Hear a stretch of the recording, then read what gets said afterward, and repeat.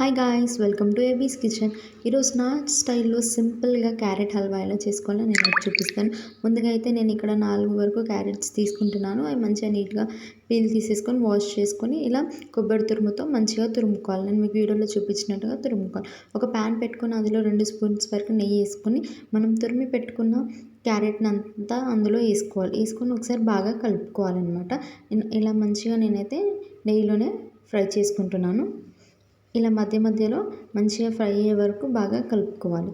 అందులోనే నేను కాచి చల్లార్చుకున్న చిక్కటి పాలను కూడా ఒక టీ గ్లాస్ అంతవరకు యాడ్ చేసుకుంటున్నాను అనమాట. అందులోనే 2-3 వరకు యాలకులు కూడా దంచి తీసుకుంటున్నాను. ఏదైతే గ్లాస్లో నేను మిల్క్ తీసుకున్నానో అదే గ్లాస్తో షుగర్ కూడా తీసుకుంటున్నాను, ఒక గ్లాస్ వరకు. అది బాగా కలుపుకోవాలన్నమాట. మిల్క్ షుగర్ అంతా పట్టేలాగా ఒకసారి బాగా కలుపుకుంటే మన క్యారెట్ హల్వా అనేది ఇలా కొంచెం పాకం వచ్చినట్టుగా కలర్ చేంజ్ అయినట్టుగా అవుతుంది. అప్పుడు ఇలా బాగా కలుపుకొని నేనైతే ముందుగానే నెయ్యిలో బాగా ఫ్రై చేసి పెట్టుకున్న కాజు బాదం అన్నిటినీ కూడా యాడ్ చేసుకుంటున్నాను.